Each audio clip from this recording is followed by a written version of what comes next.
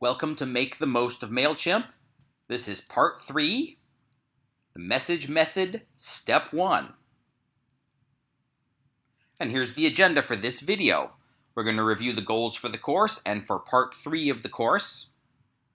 We'll discuss the key takeaways from the Water Words That Work training. We'll do a very quick recap from part 2. And then we'll do 5 tips for begin with behavior. So let's start with the goals for the course and for part 3.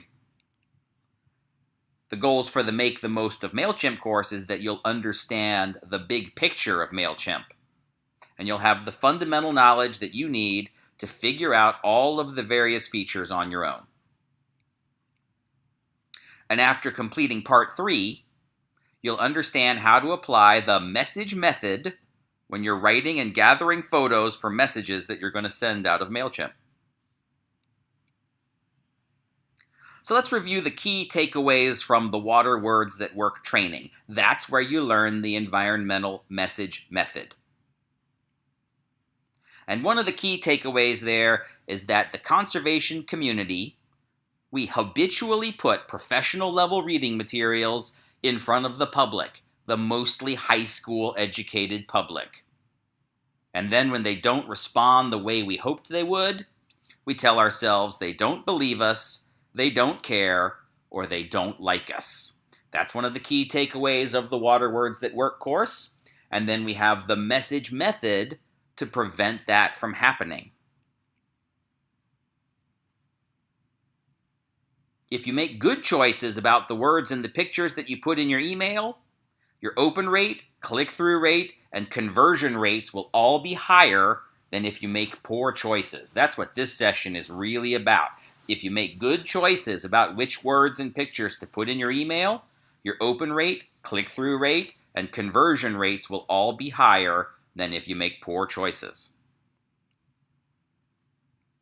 And here's how you can be sure you're making good choices. It's the environmental message method. 6 steps to turn professional level writing and imagery into words and pictures that are suitable for the public. Step 1 is to begin with behavior, and that's what this video is about.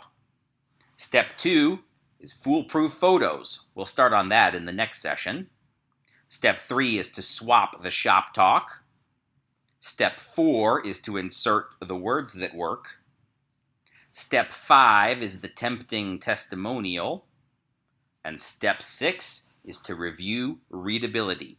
We're going to focus on begin with behavior in this video. But first, a quick recap from part 2. Sending the same emails to everybody in your account is a bad habit. And using the groups and segment feature to send relevant messages is a good habit. We'll show you more reasons for why that is in this video.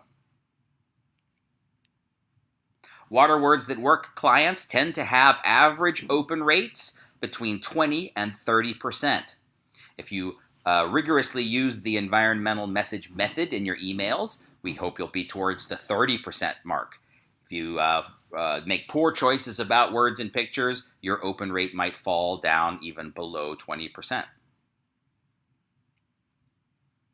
Our clients tend to have average click-through rates between 5% and 12%. And again, if you prepare good emails, good words, good pictures, you can hope for higher click-through rates.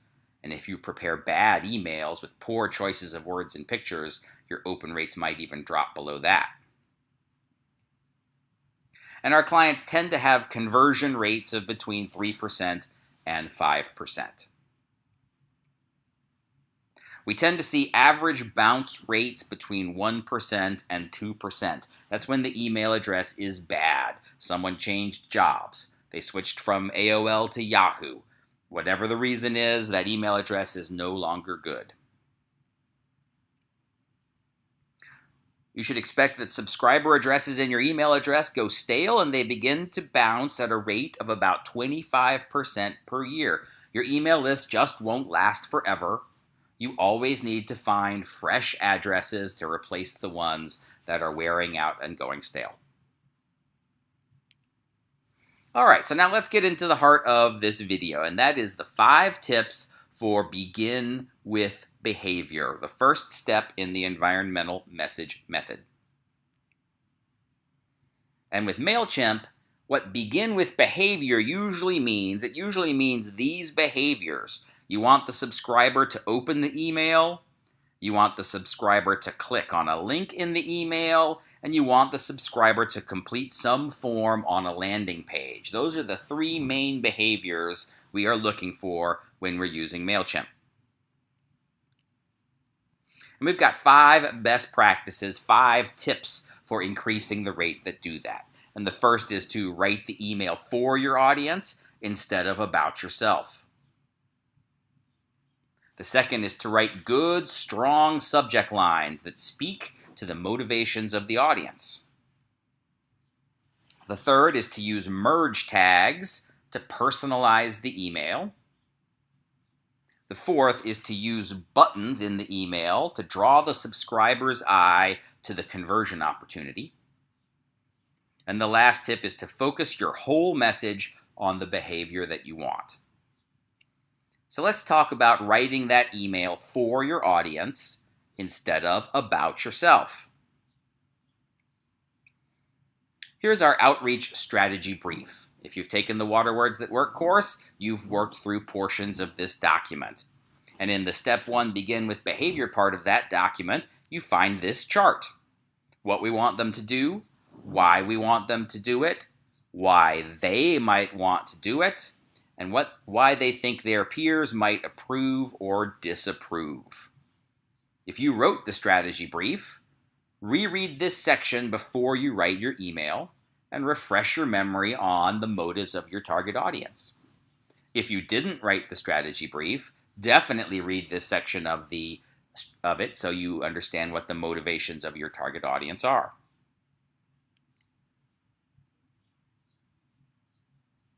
Organizing your account into lists and organizing your lists into groups can help. If your group is a group of people who have similar concerns, like a list of homeowners, you can be sure that all homeowners are concerned with their property values. And all waterfront homeowners may be concerned about erosion on their property. If you have a list of farmers, all of them might be concerned about commodity prices or farm subsidies. If you organize your list into groups, those groups may share motivations that you can speak to when you write your email.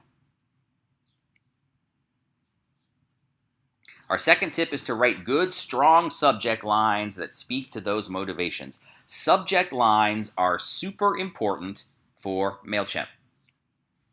And here are some emails that I received, a list of blast emails. And look at the subject lines. Your subscribers will usually make the decision to open your email or not open that email just based on what the subject line says. So here's one from Harry Reid. He's the Democratic leader in the Senate. And that subject line says, "The president needs us." Note that it's got my name in there. Here's an email from You Flowers. They want me to buy something and they promise I'm going to save money. And you see again, you can see that my name is there in the subject line. Here's an email from the American Red Cross. They want me to save lives and save time. Those are all good, strong subject lines. All of those who sent me the email know that I will probably decide to open the email or not open the email just based on the subject line alone. Now your subject line has to be 150 characters or less. But Mailchimp has a very cool feature called How Do I Write a Good Subject Line? If you write half your subject line and click that link, Mailchimp is going to start to suggest phrases from its database that it knows has a higher open rate. That's pretty darn cool. Our third tip is that you use merge tags to personalize the email. And here are a couple of examples. Here's a message from my congressman, John Delaney, and it says, "Dear Mr. Eckel," instead of "Dear Voter." And here's a message from Clean Water Action, and it says, "Dear Eric," instead of "Dear Activist." And little things like that, little touches like that, turn out to really matter. Mailchimp has a merge feature, merge tags, that allow you to automatically insert a subscriber's name or other information into the email. You can put their first name, their last name, you can put the name of the organization where they work, any record that you have kept about that subscriber, you can insert it into the email using a merge tag. Now, according to Adestra, personalized subject lines are 22% more likely to be opened. That's why Harry Reid put my name in the subject line. That's why the American Red Cross put my name in the subject line. 22% more likely to open the email if they do that. And Experian reports that personalized promotional emails were shown to lift transaction rates 6 times higher than non-personalized email. Experian reports that if you use merge tags to customize the email, the click-through rate and the conversion rate are going to go up a lot. Now, our fourth tip is to use buttons in the email to draw the subscriber's eye to the conversion opportunity. And here's a couple of examples. Here are 2 emails we looked at in the last session. They are really boring to look at. It's just a long block of plain text. Watch this. Better? Yeah. We've just put a green button in the one and a purple button in the other, and now it's much clearer what they want the subscriber to do. And because it's much clearer what they want the subscriber to do, it's more likely that the subscriber is going to do it. Now, when you're working in Mailchimp makes it really easy to create the buttons in your email. You can pick the color and the label and just slide it on into the email. Mailchimp also includes a social share, which creates a button that will turn your email into a Facebook post or a LinkedIn post or a tweet, and makes it really easy for your subscribers to share that email via social media. Here's an example. Here's an email. You see those social share buttons at the bottom of this email, and if you click on one, it turns the email into a Facebook post or a LinkedIn post, helps you spread the word to your subscribers' social media contacts. And GetResponse, that's a Mailchimp competitor, reports that emails that have those social sharing buttons have a 158% higher click-through rate. That's impressive. The last tip we have to you is to focus your entire message on the behavior that you want. And it's hard for me to show you how that works on a PowerPoint slide like this, so I've got a whole nother video just for that tip, and that's going to come up next in the course. And that's Make the Most of Mailchimp, Part 3, Message Method, Step 1.